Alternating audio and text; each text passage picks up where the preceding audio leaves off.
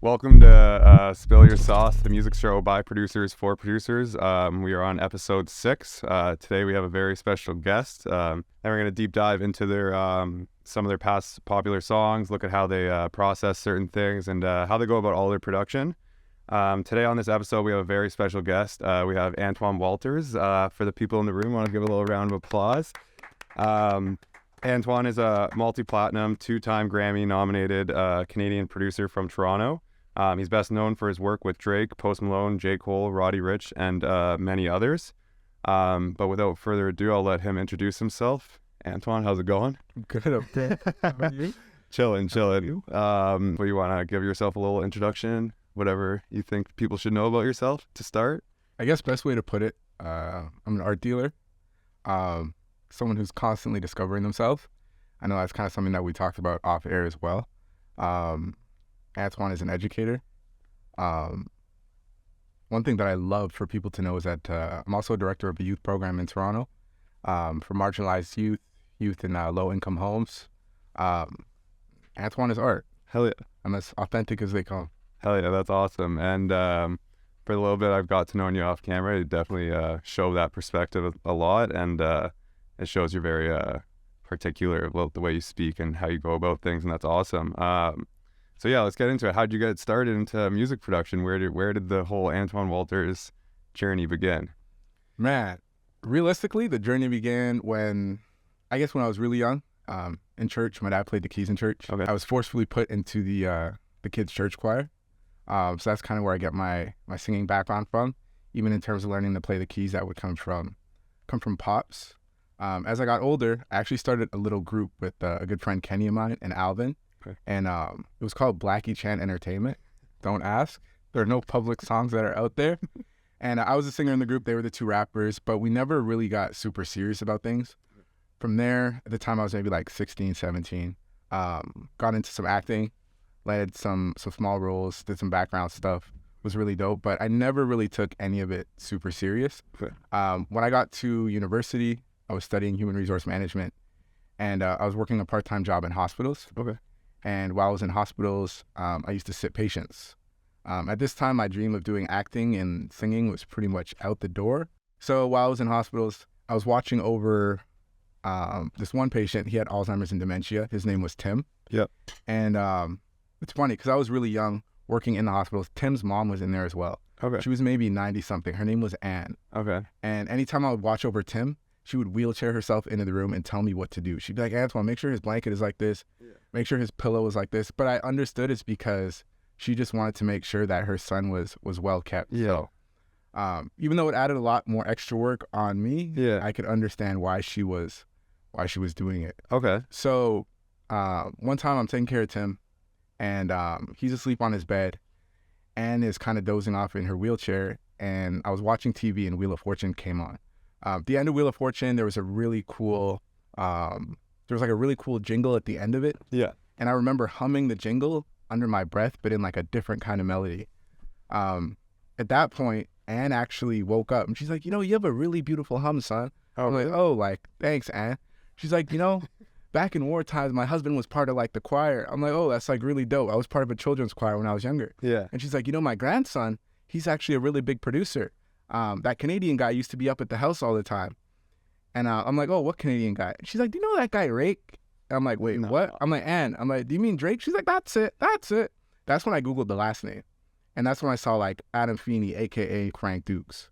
So that's where the beginning of like, okay, things started to take a turn. That's crazy. Like you were telling me before, you were telling me this is going to be a cool story. That's really interesting. So, damn. So okay. So you're working at the hospital. You're doing your thing. You're not really doing music. You said at this time. You're like kind of just focusing on life stuff.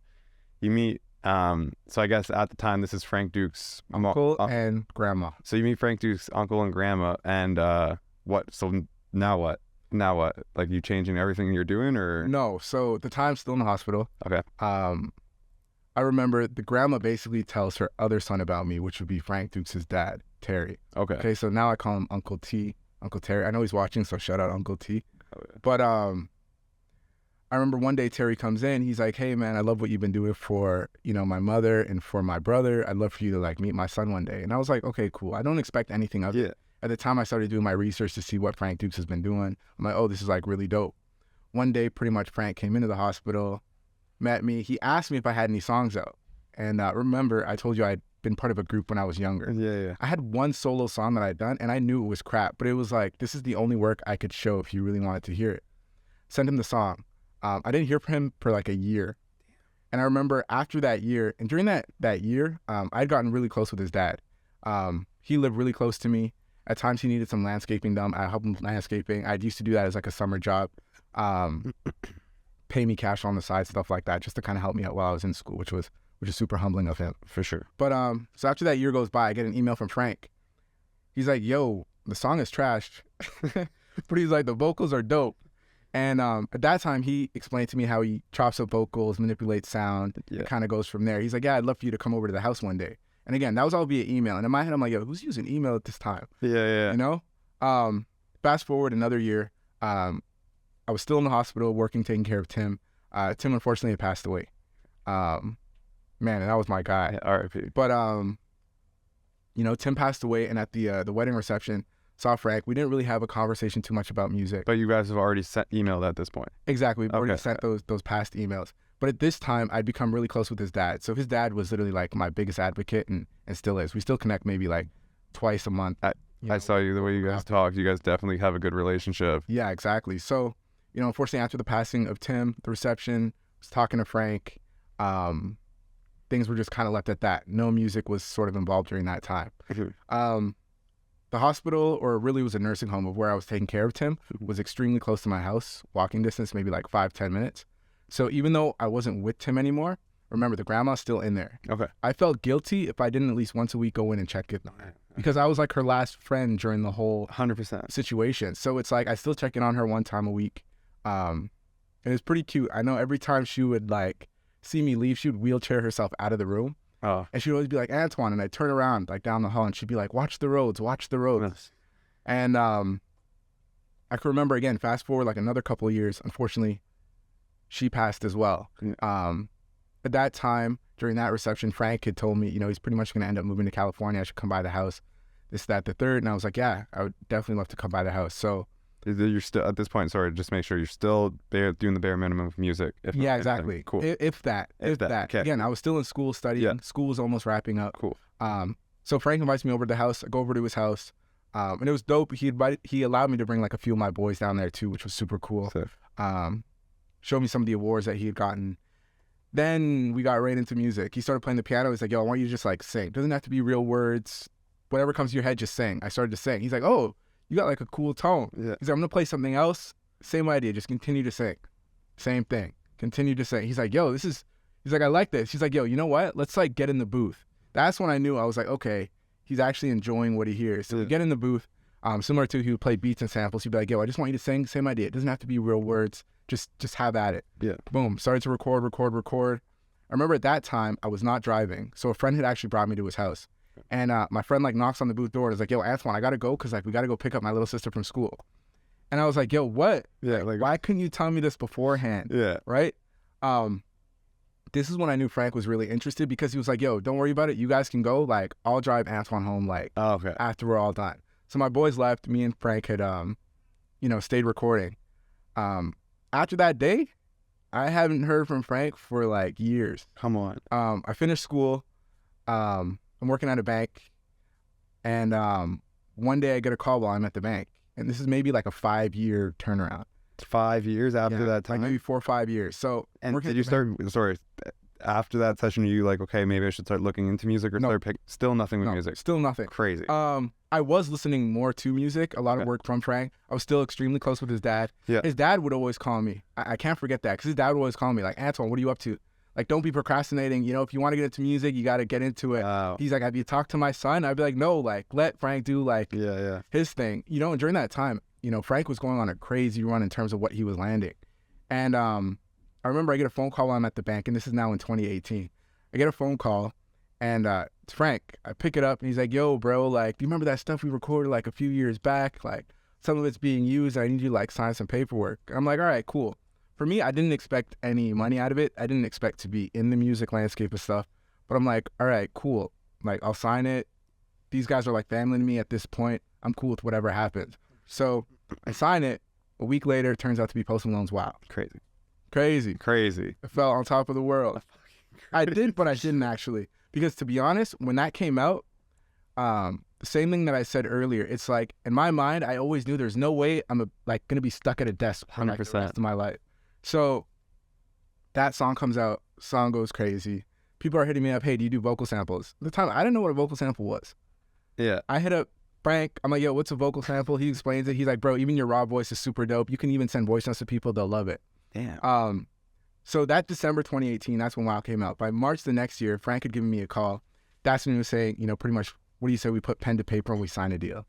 And that's pretty much how I ended up getting signed to Frank Dukes. Crazy story. That's like an insane story. You told me before, like I didn't know the story. A couple of people in here knew the story, so like they all know it's a crazy one. That's pretty crazy. Wow. So yeah, like you answered like 4 questions there. You answered the whole Frank Duke story, the whole WoW story. That's crazy. So you signed to Frank. Are you like you know, like when you're signing that deal, are you thinking like, you know, Frank's my boy. I'm putting my trust behind him. Like whatever he kind of guides me to do, I'm a do. Or are you trying to like, when you're signing that, are you like still, like you're obviously still learning, so you kind of are trusting him like when you're signing it that he's gonna guide you in the right way with what you're signing?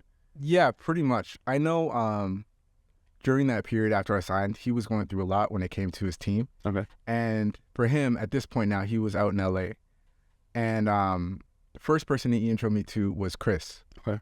So Chris, you know Chris, of course. Yeah. A lot of people know Chris. Shout out Chris. He introed me to Chris. So I told Chris what I had done on WoW. Chris was literally the first person to start educating me in terms of like what I should do. Okay. At the time, Chris was using the DAW, Ableton. Frank was on Ableton. So for me, it made sense that would be the DAW of choice that I use. So if I have any questions, these are 2 people that I can lean on. Yeah. And from there, I can remember that first conversation that I had with Chris was more so about like sound manipulation or stuff that I can do to make my voice seem interesting. Yeah. Remember, Chris was like, hey man, you might as well buy like a tape player. Yeah. You record through a tape player. Your voice is really dope. He was showing me small things on the DAW that I was able to do. Fire. And that's pretty much what began my learning journey. Yeah. After Chris, the next person that I got in touch with was this guy named Ghost. Ghost 416, I think is his Instagram. Okay. And Ghost was like, yo, we should set up like a session in Toronto. So he brought me to this place called like the Cube. Oh, okay, yeah. Go to the spot. Exactly. Go to the spot. So, and this is when like everything started to even change. So I had a little bit of education from Chris. Now I'm gonna apply that education into stuff that I do in like my first session with Ghost. Okay. So I get to that session. You know who's on the couch? Waves. This is literally shout out Waves. I met Waves. Okay, so shout out to Waves. This is literally how I met Waves. So, but on top of all of that, when I get to the session, so Ghost is there, Waves is there. I think Elie was there at the time, and even this other guy named Cringe who was running the spot. Okay. It turned out that with Cringe, who was running the spot, he actually was good friends with one of my boys that lived in my area. And that boy of mine had been trying to put me on to knowing Cringe. Oh, to wow. use his space. So right away, we were able to kind of hash that out. So fast forward after that session with Ghost happened, me and Waves, similar age, we were able to connect right away. Yeah. Cringe's like, hey, certain times I'm not really using my studio. I don't even mind if you want to take up some of the studio time. And he was allowing me to do it for free. Damn. So it's like I started running sessions of my own where I'd have Waves pull up. Hell yeah. Waves introduced me to Elie. Hell yeah. Elie pulled up. Elie got me into a really dope loop group collective on Instagram. Fire. And that's where things started to change. From that loop collective chat, people who didn't even have cuts at the time were in that chat. Like Nami was in there, Desiree was in there, Beza was in there. And, you know, literally, I guess that's what kind of started the inception of like how I began to work. These were all people that were looking for vocals. Yeah. I was a vocalist. I didn't know a lot. I knew what I could and couldn't do. And I was able to keep it within a tight-knit community, and that's where I was able to grow and learn. Yeah, that's crazy. Yeah, the stories are insane. I have a couple questions, but one, like talking about it now and like hearing, like knowing your position, being in more sessions and like doing a bunch of work. Do you find it crazy that you're first session was after you landed a placement? Like, wow. Like, do you find that, like, if you were to hear someone else saying, oh, I really only had my first studio session after, like, you landed a massive placement like that, like, isn't that, do you find that, like, crazy? Or do you think, like, you were always, you knew you... Not necessarily crazy. Humbling, though, in the sense that, again, I had that little group with my boys when I was younger. So we were in studios at the time. Okay. Again, then the next moment was Frank recording with him. And like I said, in the back of my mind, it's like I always knew I'd be in this kind of position. So it was just like, when it happened, it wasn't like some, oh my God, like, it was more of like, yo, we're here. Let's get to work. Let's get to work. Like, sick. Let's make something out of it. And then again, that's why, again, shout out to Crinny. If Crinny does see this, he allowed me to use that spot, and that spot literally really allowed me to grow because, again, it was something I was able to keep really tight knit, and these guys were more than welcome to always show up and help me out, help them out, and kind of go from there. Yeah, shout out to Cube. It's been I don't know if it's still around. I know it's been through some different owners, but it's been some cool people have been through there, and it's done its thing in Toronto. Definitely a cool spot. So I know you already touched on it, but like a little speculation about your production is that like you don't use DAWs, or like a lot of people are saying, oh, you're DAW-less, but obviously you said, you touch on Ableton, but do you want to speak on that? I know before you were talking about collaboration is a huge thing for you, so do you want to speak on like why people might think you don't use a DAW? Why that question might come up, but how you would answer it? Yeah, legend has it. Legend has it. But no, I do use a DAW. Like I said, I am on Ableton. Yeah. But I hadn't been doing this for a long period of time. Okay. So it's like, for me in the very beginning, it was learning off of a lot of people. So it's like, for me, what was, and still is really dope, is melodies come to me really easily. So it's like, for them, they were more so using me as a tool. For sure. And an art dealer. Exactly. Like I said, art dealer. But again, and that's super cool. It's like, I'm like an exclusive splice. Like 100%. You can't really find me. Yeah. And I think one of the reasons I was working exclusive is because, again, I didn't really know a lot in the beginning, so I didn't want to have to put too much out there. So working within the tight group of people that I knew and just cutting vocals made things a lot easier. Yeah. But then again, I fast forward to now, I am a lot spicier on a DAW. I am working on my first pack, nice. Hopefully to be used for Kingsway. I'm hoping Bobby Raps, if you see this, if you will join in, because that's my guy, and we're trying to do a pack together. But exactly, I do use a DAW. Like I said, I am on Ableton. But again, even now, I still cut a lot of vocals for a lot of people. Still learning a lot. It's been a really dope journey. Everyone has been extremely forthcoming. And I don't know, I'm really excited to just see where things end up going. Yeah, for sure. I think you definitely have a cool, interesting, I mean, the stories are already crazy, but I'm sure you're going to have some cool stories to add to what you already have. So going on to the next question, kind of like, I know you said you're using a DAW right now, you're doing some songwriting, you're cutting vocals for people. What would you say if someone were to ask you, do you view yourself as a producer, a songwriter, an artist, or something else? Like, how does the process look like from a musical idea to a placement? Man, like I said, I think the easiest way to picture myself, I'm an art dealer. I think when I look at the landscape of things now, when it comes to music, a lot of things are just done collaboratively, and that's extremely important. Yeah. And so for me, what I found is whatever way there is to get something done, I'm going to get it done. And for me, it's like, as long as people know I'm reliable, they'll continue to come back. Even if I don't have something, I know there's other people that can do what's needed to be done, and I can outsource to other people. And I think that's extremely important. And I'm never selfish in that way. So people hit me up for stuff all the time, and vice versa. If I don't have something, I remember like last year, I was working out of a studio. I think I was doing like a Bryson Tiller camp. Okay. After that, YG ended up pulling up. His team was there, was talking to his manager for a bit. He was asking me for some YG stuff. I didn't have any YG stuff. What did I do? First thing I did, I hit up Waves. I'm like, yo, you have anything that would fit for YG? 100%. Boom, chefed it, passed it along. For me, I'm like, yo, like I said, as long as people know I'm reliable, they'll continue to come back. For sure. So, like I said, art dealer is the best way to put it. But again, cutting vocals is always going to be a strength of mine. Like I said, writing a lot more now, which is super dope. And there's a lot more stuff that I'm working on that'll eventually come out. 100%. The next question, I'm kind of interested to hear this one.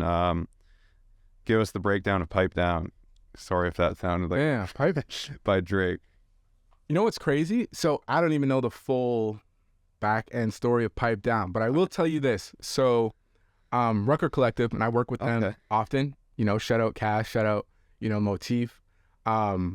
Motif had reached out to me, and again, he's a producer under Rucker Collective. He reached out to me after WoW had come out, and from there, I was sending him like a lot of like raw acapellas. He thought they were super dope. Flipped some of them. One of them actually turned out to be a Money Long and Cali song, which is super fire.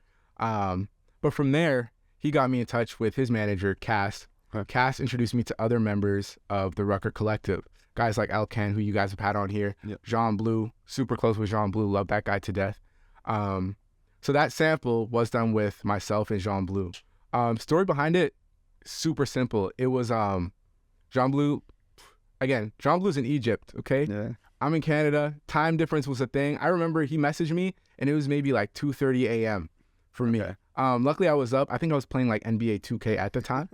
But he's like, yo, I got this really dope soul sample. I think it would be dope if you like were able to cut some vocals into there. I'm like, yo, easy. I remember the day before, I think I was listening to like a full Smokey Robinson album. Okay. So for me, I'm like, those kind of vocals are already in my head. He sent me the sample. I swear to God, that thing was right on the money. Yeah. So I'm telling you right now, it took me maybe 15 minutes to cut the vocals. One of the things that a lot of people don't know, when they hear a lot of my samples, some people aren't aware that a lot of those, or all the voices pretty much are myself. Mm-hmm. So the weird soulful type sounds are me. The cool electronic ones, those are me. I made it a staple. I used to do a little bit of like voice acting. I made it a staple to allow a lot of my voice to carry how I work in a production. Yeah. So it's not always just my normal voice that you hear. So when it came to Pipe Down, we made something that was really dope and soulful. Jean Bleu ended up getting that to Fax to Leon. And honestly, I think it was maybe 30 days after we made that sample where I heard that, the boy, or that, Drake cut to it. And then it was later on, during that year when we found out that it was fully solidified. So it's a sick story as well. That's awesome. And like when, after like the whole, I guess from like the Post Malone to that, are you, it seems like everybody from Toronto, it's like that's the placement you want, or that's like a big, not like a something that you need, but it's a good achievement to that a lot of people are striving for in Toronto. From that like Frank Duke's placement to then, are you like trying? Is that like one of your goals? Is like, yo, I gotta get one with Drake, or is it just something like, it's in the back of your head and like if it happens, it happens type of thing, or like are you striving? Honestly, for me, it was more so if it happened, it happened. Yeah. Again, for me, still relatively new to everything, it was like, I'm just working and trying to figure out what is my best system of work. Mm-hmm. I think if you listen to some of the older samples that I have done, you'll hear that there's a lot of that Toronto sound in there. Mm-hmm. So people will always be like, oh man, this will fit like well for Drake. Like this is so like Drakey. And mind you, even during that period of time, I was sending stuff for Drake that wasn't landing. And it just so happened that the one that wasn't necessarily made for him somehow found its way. Exactly. So the goal wasn't necessarily just to land with Drake just because it is Drake, but it was more so just, let's just create dope stuff. And I always felt as though, good art will find its way regardless. Yeah. And that's what happened in that case. Yeah. And I think going on the whole good art will find its way, it's like a case with you and something we talked about earlier. Like, it seems like a lot of like people who are just like fire, like especially in vocals, we were talking like come from like the whole church background and like they have that learning their music knowledge from there. And I think like people think it's like weird to do that as a growing up, or like they kind of don't want to do it, they're forced into it. But with people like you and other people I know, I think it's like huge. It's so sick. And like how you like grew up learning keys from like your father and your pops kind of learned that. I think that's super cool. And yeah, I guess like going from there, I guess how could you speak on like, what could you speak on about collaboration? Like how key is collaboration for you at the moment? How much do you enjoy collaboration? How much do you hate collaboration? I mean, I love collaboration. Yeah. I think like 98% of my samples are all collab samples. I think what's dope about collaboration is, especially now, I should say more than before, is that with my manager now, and shout out to Dylan, I connect with so many new people and I see so many new ways to work. So many different plugins or VSTs that are being used, different ways that people like to flip voice. And again, it's just been in terms of building this cool network of people that I can continue to hit up. It's like, for me, as long as I continue to collaborate with more and more people, the network just continues to expand. And as the network continues to expand, the opportunities continue to expand. And as the opportunities continue to expand, more people end up knowing my name. And, you know, that's why it's humbling. I remember last year I went to a party and like there was a bunch of these kids from like the UK, and it was a SoCam party. But even they already know who I was. And I was like, well, how do they know who I am? And, you know, some of them were good friends with Alcan. And I'm like, it's so dope to know that, like, again, I think I'm doing the right thing. I think I'm doing the right thing. And it's just, I have to continue to push, you know? So for me, collaboration is huge. And I don't look down on people who don't collaborate. Like, there's nothing wrong with that at all. I think everyone has their own workflow. For sure. You try to work to your own strength. For sure. Yeah, and I think definitely collaboration is always makes things more fun and enjoyable for everybody in the room. One of the questions from the chat was, how do you go about processing your vocals? If you're the one processing it, do you have any go-to like plugins that you're using on it, or from collaborating with people like Waves, Mito, all those people? How do you see them processing your vocals? Do you have any like key things? Yeah. Honestly, when it comes to vocals, what's super dope is like, one, you cut the raw vocals, and there's variety of different ways you can cut the raw vocals, especially when it comes to doing them on a sample and not necessarily on like the front end of a record. Sometimes I'll cut literally just voice notes. Like I was showing you off air, for those of you that have an iPhone and that you have your stuff updated, it's like sometimes what I'll do, I'll literally record whatever, let's say it's a riff or a run into the voice note on my phone. And if you look, there's like a little widget to like the bottom left after you record the voice note. If you click it, you'll see like a little bunny rabbit, and that's actually the speed of the voice note. And you can up that by like 1, 2, 3, I think like all the way up to 10. Sometimes my processing is literally just a sped up voice note, but it just gives it a really cool texture, which is really fire. Yeah. If I'm recording in, let's say it's Ableton, sometimes it's literally just EQing the highs out of stuff. Again, remember, for me, I made it a staple of being able to do different voices. Yeah. So sometimes a lot of processing isn't needed depending on what's being done. Similar to, I think Alcan actually talked about it on the previous episode, but it's like, sometimes what I'll do, I'll actually slow down a sample. So let's say a sample is being recorded at 100 BPM. And right now, again, I'm talking about Ableton. Let's say I'll cut it all the way down to 50, okay? From there, I'll record a drive vocal melody on it. And when I bring it back up, again, bottom left of like Ableton, where you can kind of change the pitch wheel and stuff like that, I'll actually leave it on beats. When I leave it on beats, the vocal actually doesn't come out smooth. Yeah. And sometimes that's a cool texture in and of itself. Yeah. There's no right or wrong when it comes to how you chef up your vocals. At the end of the day, it's just whatever you think sounds fire, you just have to believe that it's fire and kind of go from there. Some of my earlier works that I didn't think were the greatest, some people listen to and are like, wow, this is magnificent, Anthoine. Like, wow, like you were sent from the gods. And to me, it's like, again, music is so subjective. There's no right or wrong way to do things. You know, there might be like a basic understanding of how things need to be done, but after that, again, like that is your palette to just create whatever you want to create. There's no right or wrong way to process vocals. And again, I'm standing from more of like a sample point of view. Okay. Right. Yeah. And I think that's what makes things unique. Yeah, no. And I think for sure, like what you said earlier and what we were talking about, especially with vocals, you can't replace that. You can't replace that vocal. You might be able to get it as close as possible, but like you can't redo that tone or that take of that vocal unless it's coming from you again, or like that's the difference I feel like when it comes to like instruments like guitars and the pianos. You know, if someone plays it, there's probably someone out there in the world who can nail that same take and get it almost perfect, but when it comes to like vocals, it's very unique to your own sound and stuff, and I feel like that helps with creating and stuff. Well, why don't you tell them? We'll go into the next segment. The next segment we're gonna go into is you're gonna show us some samples from I don't know if we're gonna show any of the song samples. We're gonna go through some of your samples. Okay. You're gonna share some stuff. I guess in a Morgan Freeman voice, do you want to while we're getting ready, you want to say what can we say? I don't know. Let them know what samples we're gonna be opening up if you can. Oh my! Free. I don't. You're gonna put me on the spot now. You gotta do it, man. I heard it's good. I don't mind doing it, but I'm not gonna explain. Okay, give me one sentence in Morgan Freeman. Let's hear it. Tell them what your name is in Morgan Freeman. I'll just give something of Morgan Freeman. Go for it. There's a guy like me in every federal state prison in America. I guess you can say I'm the guy who can get it for you. Tailor-made cigarettes, bag of reefer if that's your thing, bottle of booze for your son or daughter's high school graduation. or anything else, within reason, that is. That's all. I feel like you practice that a lot. I used to. Oh, because you were doing voice acting. Exactly. Fair. Exactly. That's jokes. That was pretty good, if I'm being honest. Not bad. Have you ever signed up for, what's the website?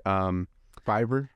Yeah. Have you ever done Fiverr? Yo, you should. But I know with my management, we've been talking about some other stuff to get into outside of just like musicianship, just to expand what I can do. So who knows? Maybe down the road, you guys will hear me in a commercial. Just God willing. Ripping off Morgan Freeman. Okay, so yeah, this next segment we're gonna jump into. We are going to open up some samples, I believe. Okay. Is that we decided on. I think you're going to show a few samples. Yeah, so while you're doing that, you can just get that ready. I just want to give a quick shout out to our sponsors, Waves. If you guys didn't know, Waves is sponsoring these episodes. You can go on their website. They're a huge sample collection library. They have sounds with stems, by searching whatever genre you want. You can search artists.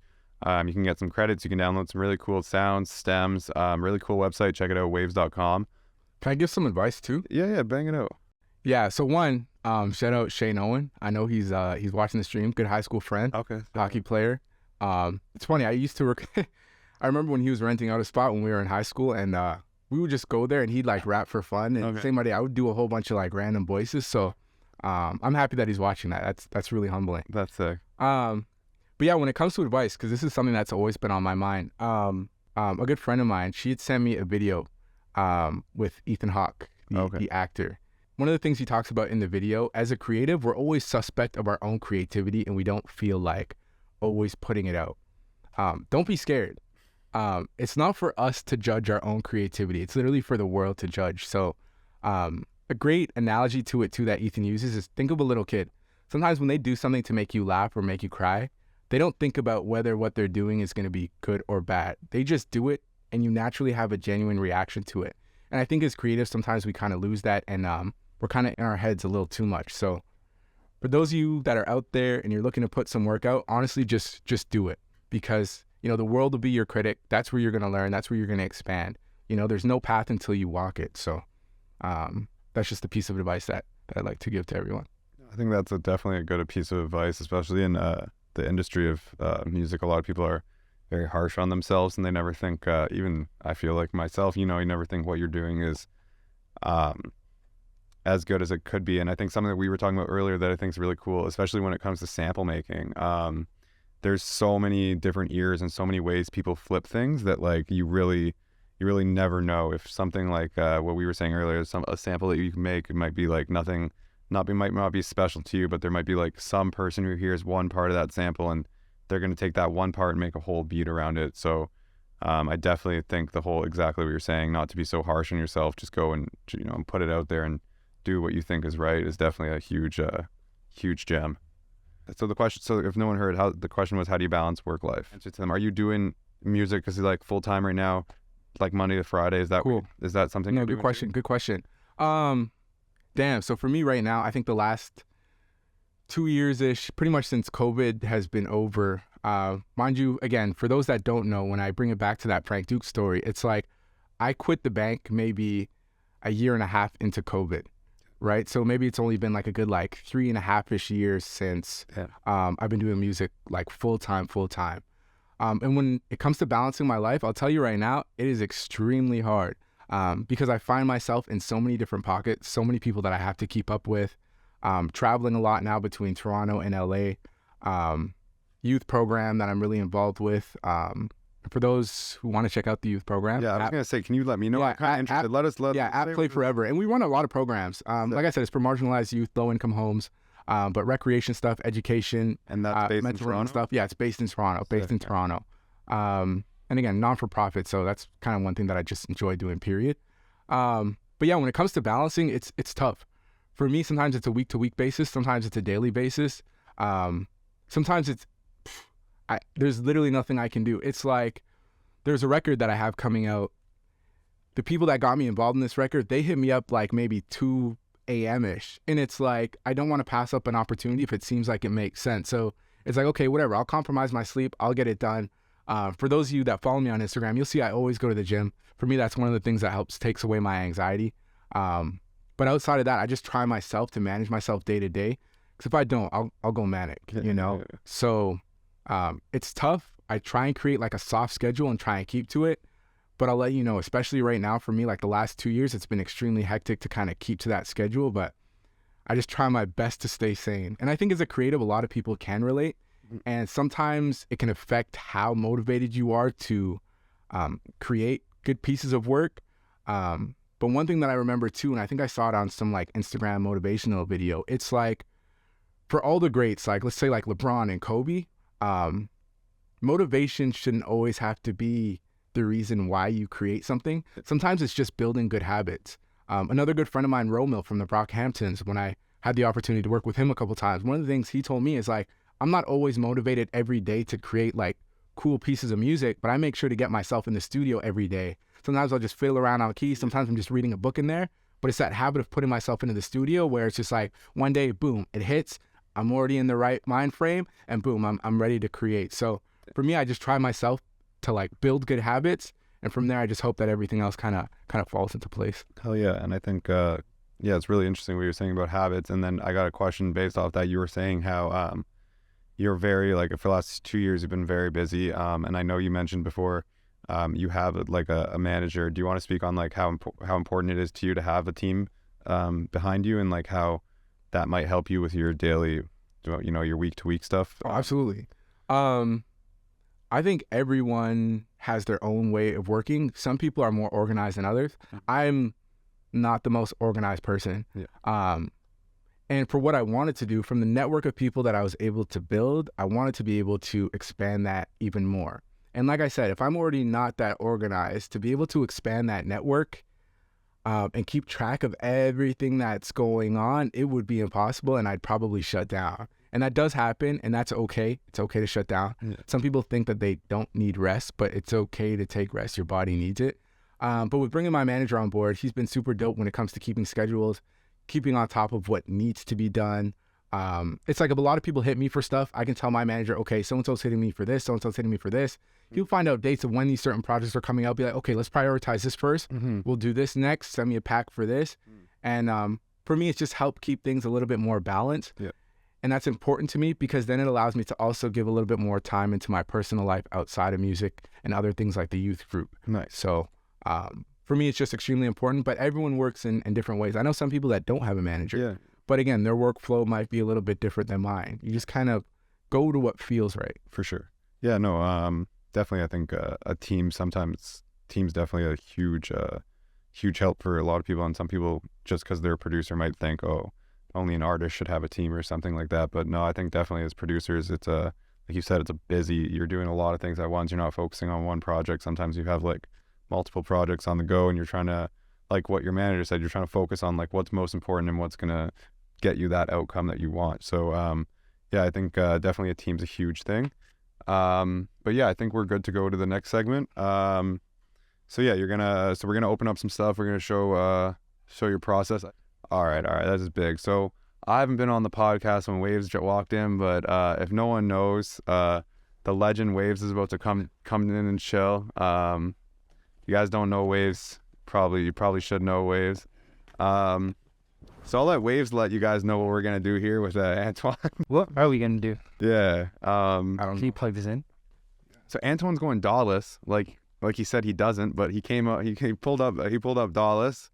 So I think we got Waves hopping in. So do you want to play samples first? Do you want to play samples first or just create? No, I'll play. Yeah. All right, sick. So we're gonna play some of Anthoine's samples. And I think, do you want to talk on like how you go about when you're just picking samples? Like, so right now, these samples that you pick, what are you thinking when you're picking these samples to play for people who maybe has never heard your work before? What do you do when you're picking samples? Because I know you have a ton of samples that you pick from. Oh, too many samples. Honestly, I'd pick from some recent stuff that I personally like. Okay. Funny enough, a couple of these actually are on hold. So it's like what you hear today, who knows what it turns into tomorrow. But yeah, when it came to picking these, like I said, it was more so just some recent stuff that I like. And what's been super dope, again, talking about my manager, outside of hip hop, I've been going across like all genres. It's tapping with people like Fred again. Crazy. Like we were saying, like Tiesto. Crazy. And it's been fun. It's been a fun ride. So Anthoine Walters as Tiesto is something that no one's ready for, but okay, let me put on my headphones here. Let's hear if we can see chat. We're gonna play something. Can you guys throw some W's in the chat if you guys can hear this? Mm-hmm. We can hear.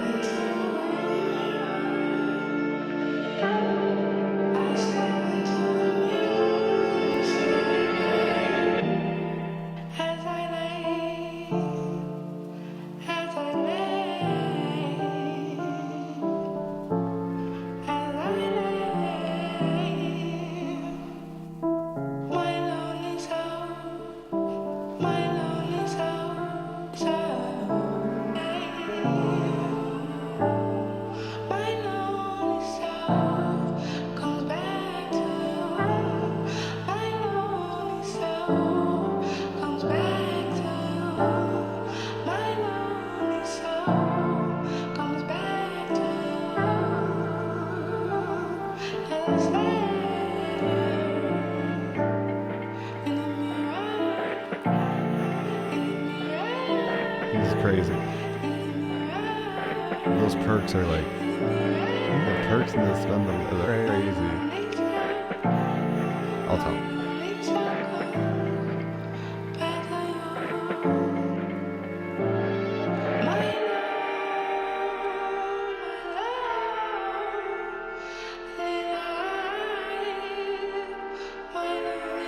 I love the ending.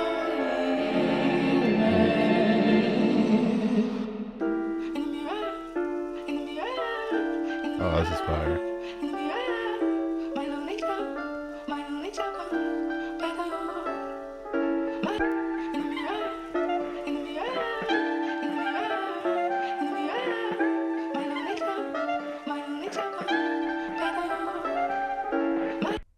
Damn. You've heard this. Okay. But Dpat has a cool ending to it. Sparks.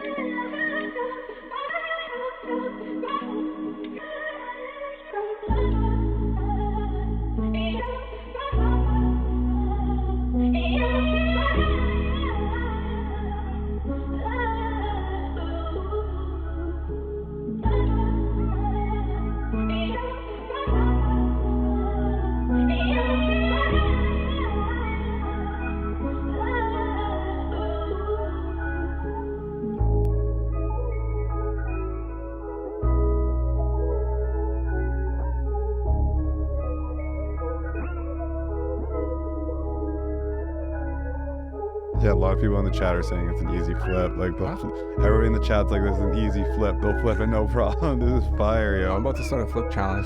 Yeah. That's the Dpat part.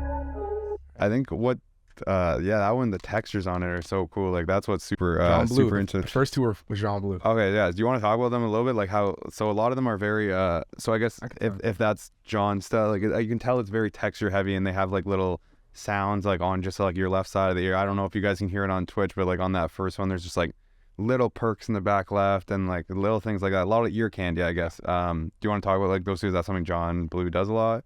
Yeah, so Bleu is probably one of my top 5 favorite collaborators. Okay. He always has really dope ideas. He's extremely dope when it comes to soundscape. For those of you that are into making samples, even production as well, one of the biggest things that you guys should focus on is sound design. And I think that's one of the reasons why I love working with Bleu. It's like when he flips my voice or when I send him stuff, like he just takes things to like a whole nother level. The first sample that you guys heard with Bleu called My Lonely Self, that was where he kind of sent me a little bit of instrumentation. I added voice. I did some of the processing myself.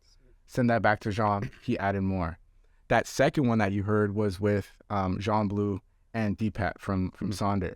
And in that one, I actually started that off with a voice note that I had done on piano. Crazy. And from that, I gave that to Bleu. He heard that and was like, yo, this is going to be, and he turned that into that, gave that to Dpat, and then Dpat added Exactly. Sick. So again, it's just finding people that you mesh well with. Like anything team oriented, sometimes you have good chemistry with people, sometimes you don't. So with these guys, I love working with them, hence the reason why these are a couple of the samples that I've shown so far. Yeah, I feel like especially when it comes to sound design and sampling, and especially with like vocals, and when you're really just trying to like kind of going outside of the box, I think like the whole like accidents are like making an accident and like finding something so unique out of that accident is like always super interesting. Like you can never make the wrong mistake because there's always something might come out of it that's like super interesting. And I find with samples like these are always something fun can come out of flipping them and stuff. But yeah, let's get into the next one.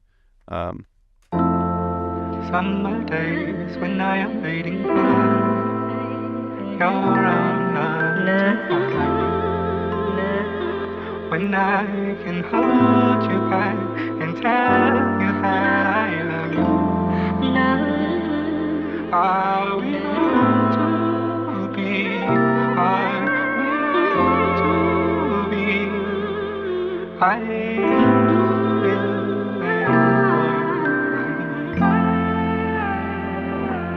will wait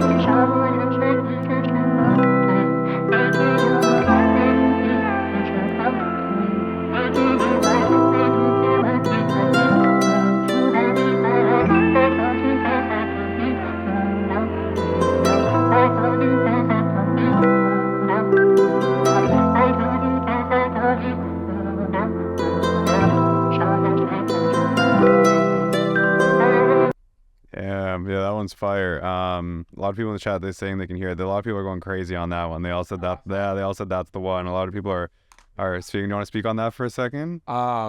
Yeah. So again, another really favorite collaborator of mine. This is one that I got linked to through my management, Dylan. Okay.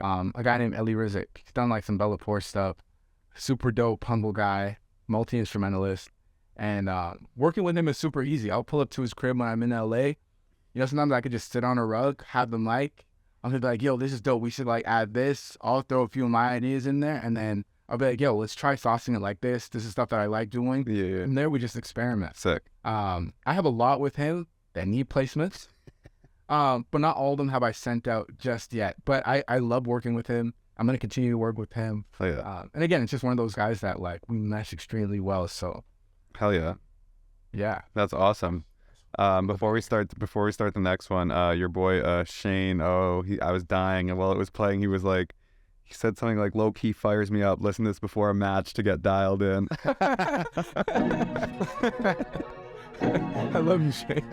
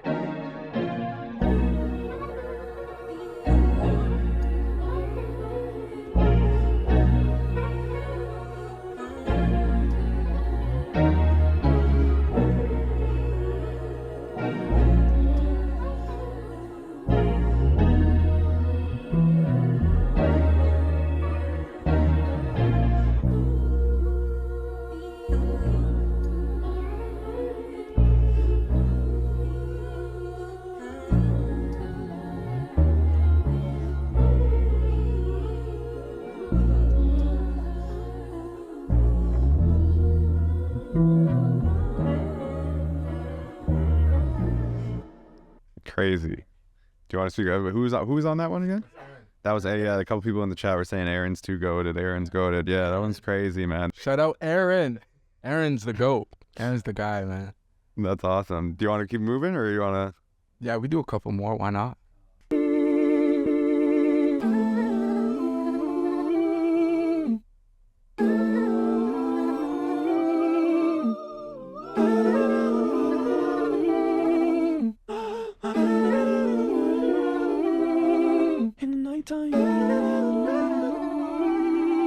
There's a moonrise.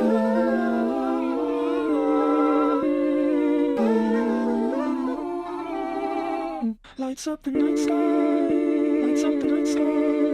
Lights up the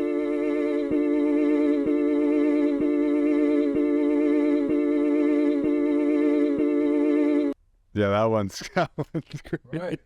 So that one's vocals only. That one's vocals only. So fired. Have you I know my homie Tyler, he's really good on vocals. Have you started like trying to explore that with samples, like just 100%. Yeah, and 100%. What do you think my vocal pack will end up being? Or my like Kingsway packs will end up being? know it just vocal. Yeah, exactly. Hell yeah, that's super cool. Cause like you kind of like use your layers as like almost like your pads and stuff like that. It's super. But again, for that one too, like more so shout out to Ace who had done Churchill Downs. Oh, okay, so that's with Ace. I Okay. sent him like a bunch of really dope chops. Yeah. And he's like, yo, this is crazy. So we had done a bunch of that. And then I had sent that out to my guys FNZ for like Keem. So, you know, fingers crossed on that one. But that's Shouting out all a bunch of goats here. Let's keep it moving. You make the lights come down when I'm waiting for the sun to go up and I feel you here when I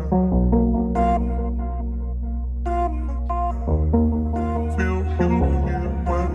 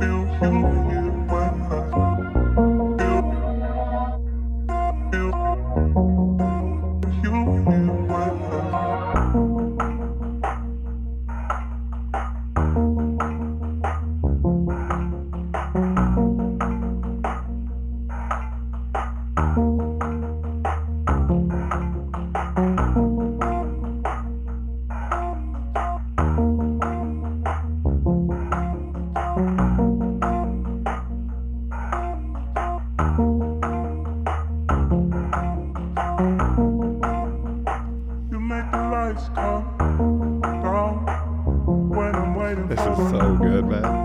sun to go up and I feel you here when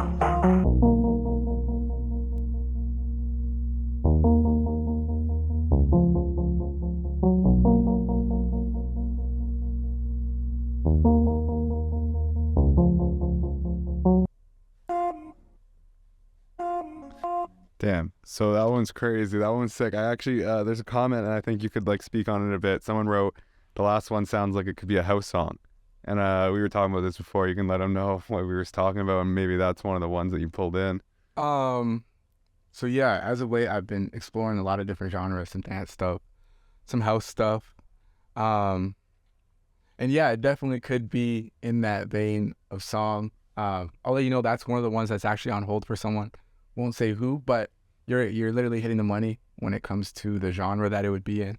So again, it's another one we cross fingers to. Hell yeah. And we hope it lands. That one's done with Prep, Fire. Parties Guy, and Jay Century too. Fire. Jay Century's go. Yeah. Cool. Them if they're watching. But again, with me, I'm nothing without the collaborators that I'm around. You know, we all spark ideas together. For sure. And winning together is that much more fun. Like I landed one finally last year with Waves. Fire. I got Loot with Chris. Fire.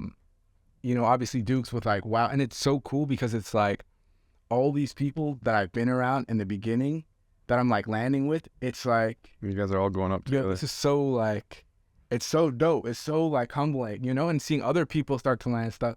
And it's like there's other people on my hit list that I need to land with. Like I need to land one with Aaron. Mind you, I know we might have one in the holster too, but it's just like, this is so cool because it's just like, we all enjoy each other's company and we all make dope stuff together and then we're all winning together and it's like, what more can you ask for? Hell yeah, that's sick. You ask for? I'm hoping to sell my catalog by age 50, by the way.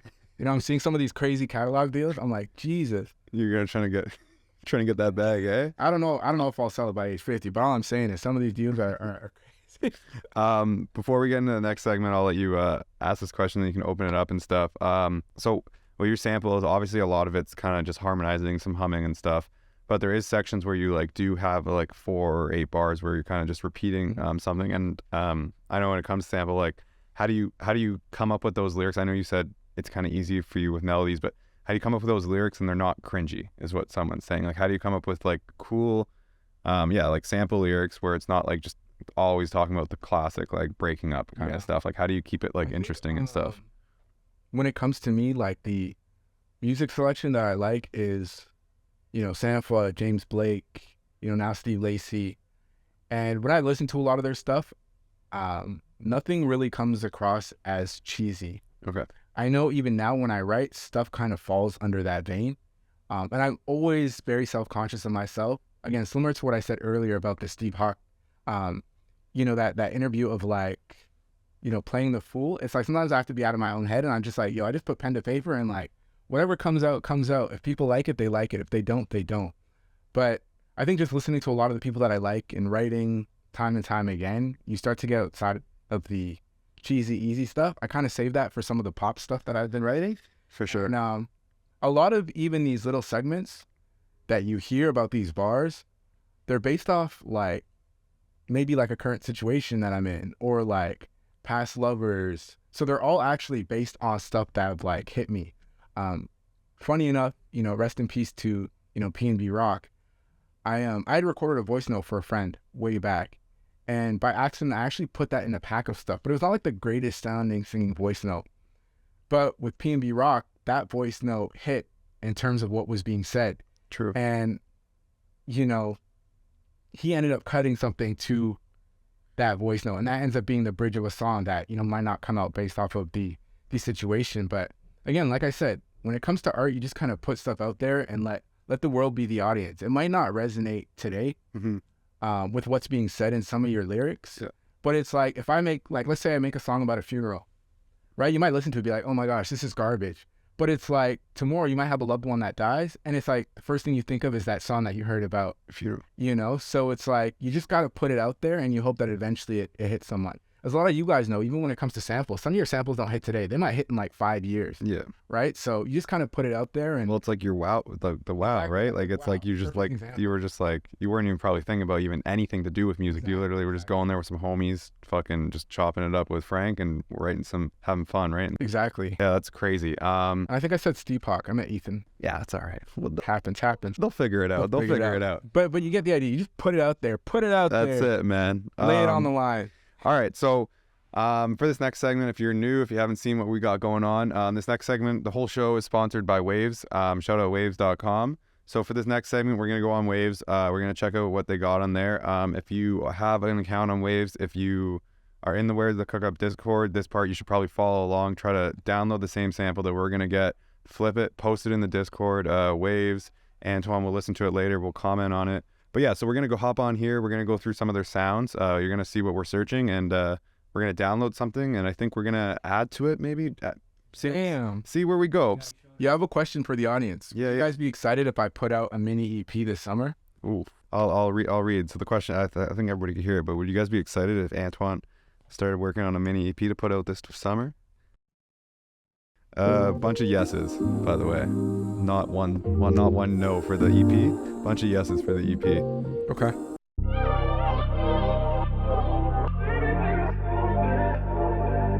These all have vocals. It kind of reminds me of some Summer Walker, like. I need you like why you making me like. Yeah, let's do this one.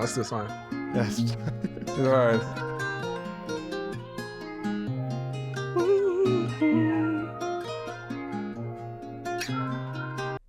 Timer. Should we put Anthoine and Waves on a timer? And if so, how long? Waves is everybody's cooking up, and Waves will be standing there setting up a timer. So now we got 10 minutes. Yeah, now it's time to put Waves on the timer, I think. How long we thinking? Quick? 10 minutes? Easy for Waves. All right, let's get a 10-minute. Hey, that's too bad, man. All right, we're going to set up. Take time. We're going to set up a 10-minute timer here. Hello. All right. Wait, you can't. Oh, you're not starting it, though. When you want me to start it? Like when we're all right. set up. This is like my tiny desk moment. This is final. Hey guys, this is Anthoine Walters, and this is my tiny desk. How do you want your vocals to sound? Let's play the sample one time. Should I slow it down? I need someone like you, and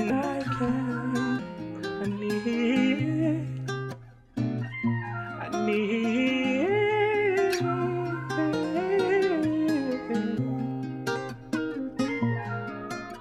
you want to slow it down instead? Let it play once because I want to hear it the slower. We should just show them like some voice note stuff. Someone that is by your side and fighting for me. That I've been here for so long. Yeah, we can do it.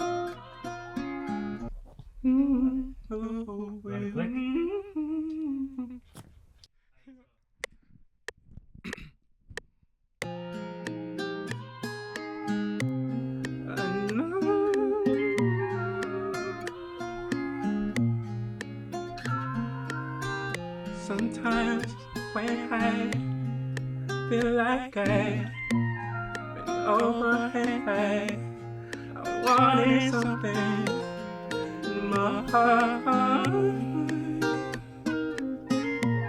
like more, like more.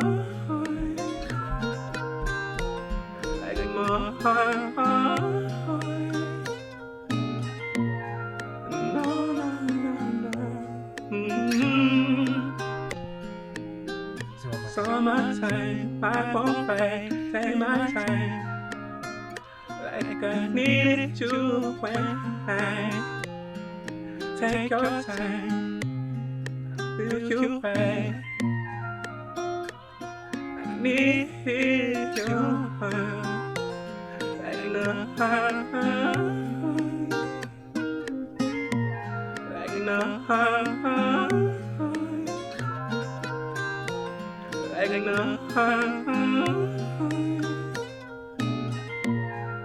need you now.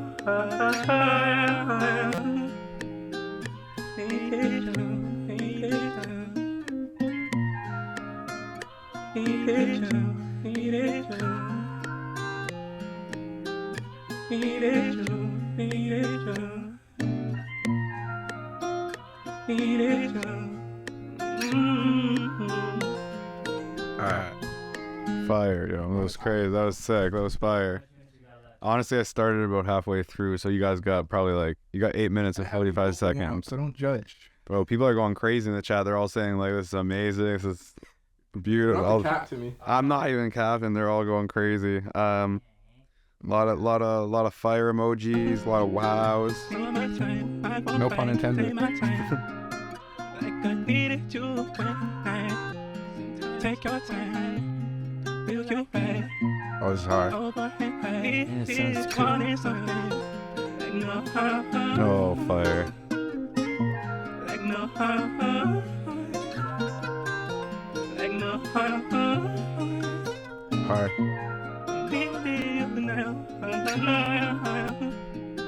Summertime, I won't fight, take my time.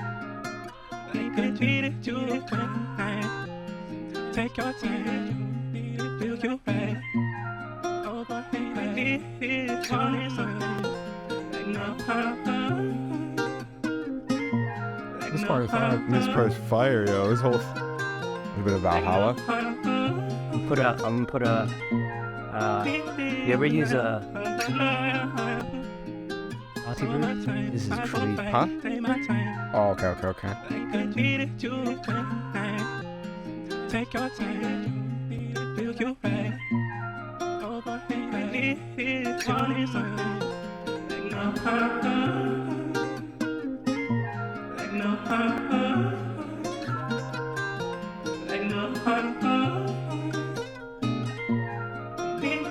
no, like no, like no.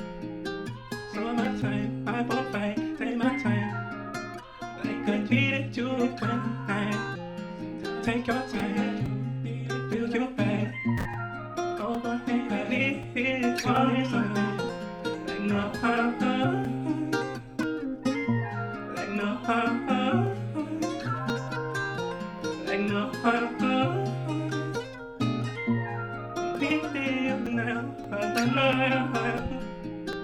Summertime, I won't fight, take my time. Like I needed you when I take your time. How much time? Will you right? He's going. We thought like 6 minutes, 20 seconds. God, bro. See how it sounds pitched down. Are we pulling up the goat? What's that one? And I was telling Anthoine earlier that has to be like one of the top 3 plugins ever. Sound Shifter. Sound Session's got to be in the top 3, bro. Got to be in the top 3. It's actually like insanity. I go from Twan to Gibby Twan. Yeah. Yes, Yeah.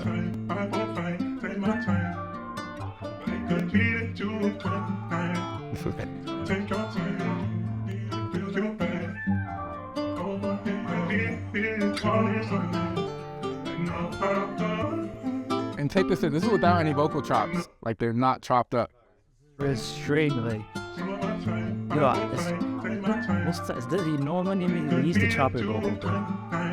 You give the perfect vocal and no need to chop nothing. Crazy.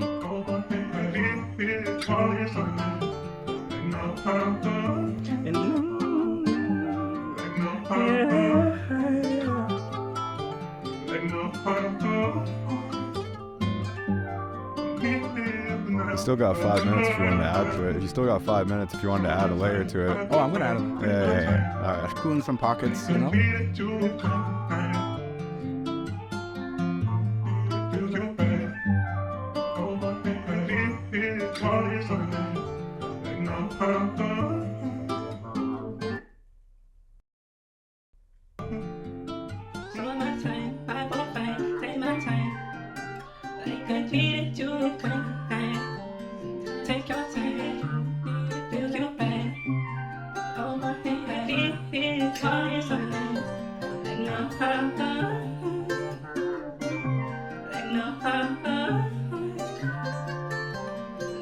My plugins take so long to load.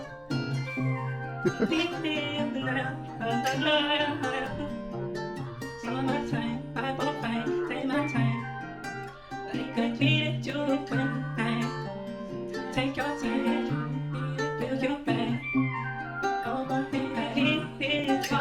3 minutes 50 seconds. What? 350. It's all flat? So I'm saying, get that takedown. Yeah, there's 2 of us, so I should like double the time.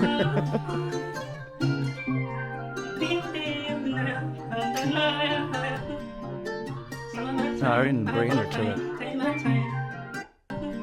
This is a fire interlude, I'll tell you that. It's fire.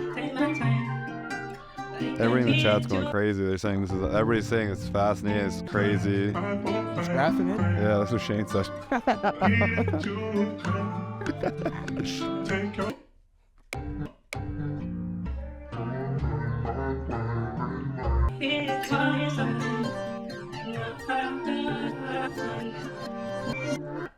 Tell people, don't be afraid to hit me up. Yeah. Everybody, bro. Everybody will. You'll plug yourself at that. It comes out of the vocals, at least. Yo, we should turn this into a drill sample. It's like some art. Yeah, exactly. I have like a drill, like drum. You could just put it on at the end just to show people. Look, I'll even start rapping. Like, look, like 1 + 1 and 2 + 2. This drum is crazy. Hold on. What is this? It's kind of joke.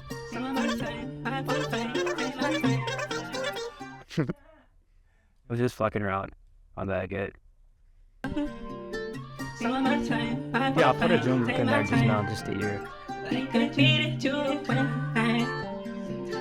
time, feel your pain. There's a drum. Shut this. This guy's trash. Take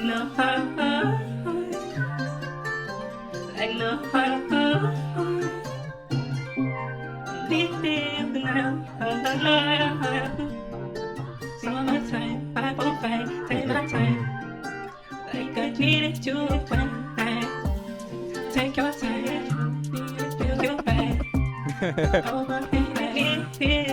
Look, like 1 + 1 and 2 + 2 and 3 + 3 and night choose me. What else did we even add to this? Like, this shit is like.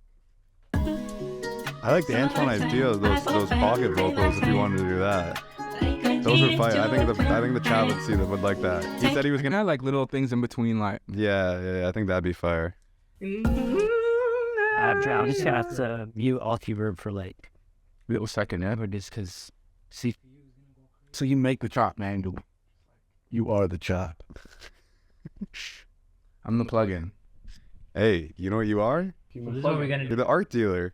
Art deal. Yo. Let's speed it up, So I'm gonna sing with that sped up, yeah? and I'll pitch it down. Okay, let's do that. Yeah. I gotta hear it first, so. Rose can be. 30 seconds. You want me to record with it? We'll add another minute. We'll add another. And you want me to record like this? Yeah. Let's do it. Come on. And then we'll figure it out. Oh, have the vocals still playing though. Summertime, I won't fight. Oh. Yeah. I have to pitch everything down. Summertime. Hey there, guys. It's Cleveland from Family Guy.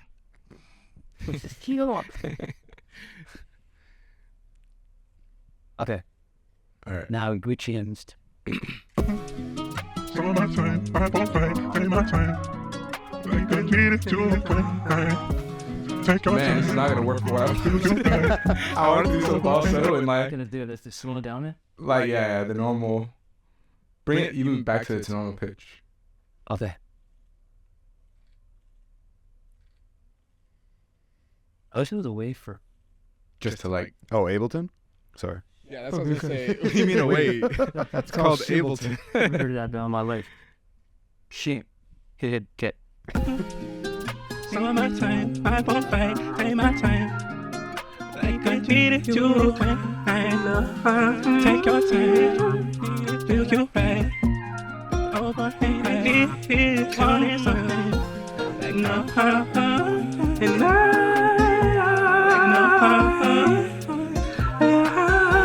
Like no. Like no. Need you now.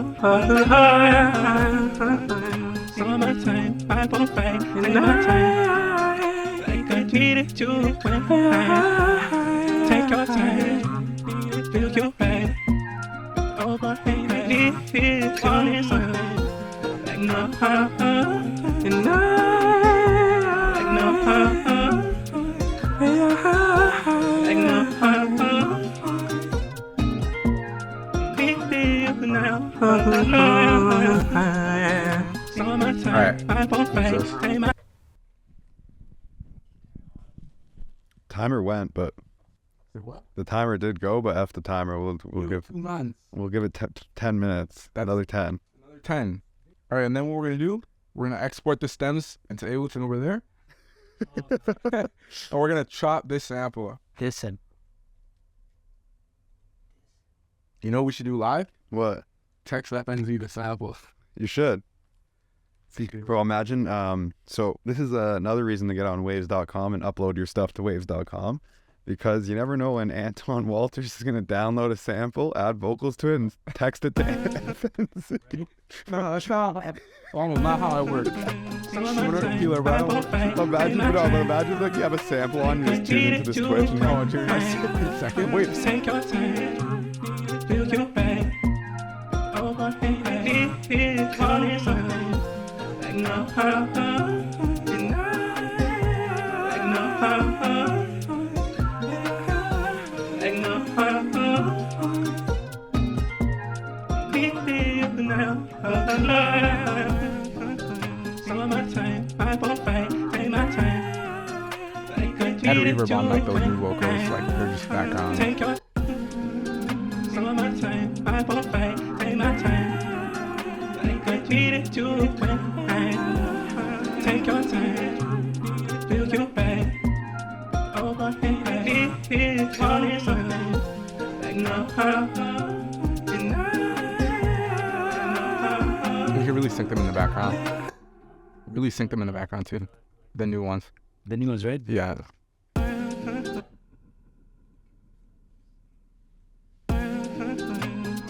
How's everyone doing on this Sunday? I feel like it's one of those. This is like one of those R&B songs where you just have to walk it back. Talk to them. Hey, like, what's good, everyone? I hope you guys are good on this Sunday. Someone said man's just singing like Usher. Usher. What about Usher? He's singing like them. Yeah, tell them, hit up the art dealer. Yeah, man. Hit up the art dealer, guys. Hit my DMs. You can hit the email in bio. If you do send me stuff, literally DM me that you sent stuff to that email so I can check it out. Sending all over the place right now too, so send me a bunch of starters. The actual email is my first and last name, 001@gmail.com. So Anthoine Walters 001@gmail.com. Fire. Sounds like good background music for like a podcast. Hey, what's good, guys? It's Oliver. You guys are listening to OVO Sound Radio. This is kind of sounds like some chopped and screwed vocal right here. Yeah, it does. Kind of hard. How much more time do we have left? It's actually hard. You gotta stop using that word.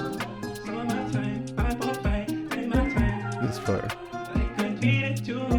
When you use sound shifter, what pitch should you have it out after? Before? Just kind of hard. Up 3. Yeah, that's fire.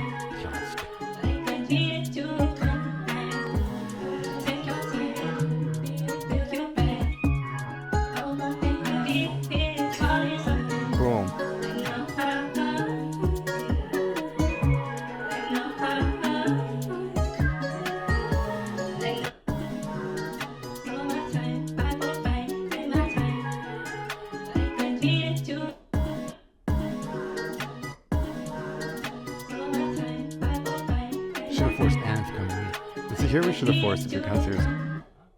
So we should have forced Aaron to come in here too. Oh, that would have been jokes. Scale live violin. Exactly.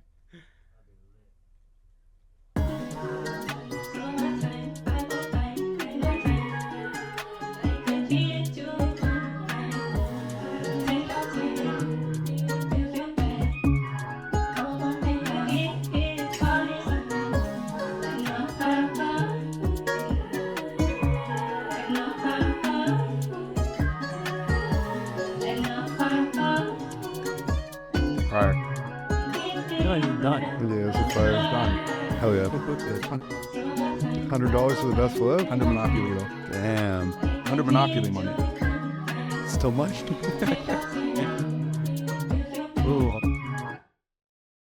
Yeah, it actually sounds hard. Oh, man, I gotta get rid of that term. It sounds great. Will that sound hard? Yeah. I've been using that term so much. Yeah, it's tough.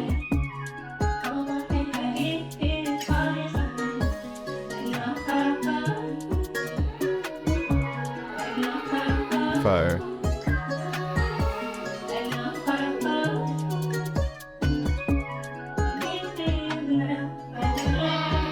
Alright. Is that it? I think that's it, yeah. Waves, how do you feel? I know Waves. Waves is just gonna keep cooking up if no one. What's this great about these vocals? They're a great tool to play with. The best, man. Like we said, anybody can. You can give it to someone, and it's like someone has a whole playground. I don't try with it. I feel like men go crazy. It works. Those Waves samples are all royalty free. No Waves.com. I think it depends by Pat, but I think some of them. Yeah, but it's more. Yeah, it's pretty cool. It's a bit more public. It's a bit more public. So like, I think you've got to still like register to post on there. But Nah, I just want to check. yeah, super cool sounds on there. Cool. There we go, it's done. Fire. Do we have a thumbs up for approval in the chat? But yeah, man. Well, Waves is like picking at it here. I think they can still hear me right over the beat. Yeah, so Well Waves is picking away at it here. Let's give a quick shout out to waves.com one more time. Sponsors of this video, super sick sound library. You can go on there, download samples like the ones you just heard. If you download this sample, Waves, what's this one called? Do you know what it's called? So if you download Keep Calling by AP Go Crazy, flip it, hit up Anthoine, say I did a better flip than you. Let him know you screen record this Twitch thing and got this sample, flip this sample, hit up Anthoine, send it to him, send it to Waves. But yeah, shout out waves.com. Go on there, spill your sauce. 20, I think you get a little discount code to hop on there.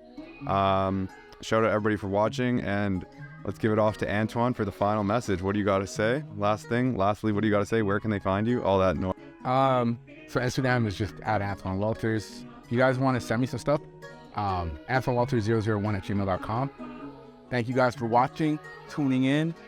If I was a real Twitcher, I'd be like, like, comment, subscribe, hit the like button down below, thumbs up, noti gang. W's in the chat. But I guess like what you said, W's in the chat. Honestly, thank you guys. Again, I can't be here without you guys. The audience is literally what makes me. The collaborator is literally what makes me. So for those of you that I've never tapped in with, let's definitely tap in and get to work. So thank you guys. All right. Thank you, everyone. That is it. This is Spill Your Sauce. Talk soon.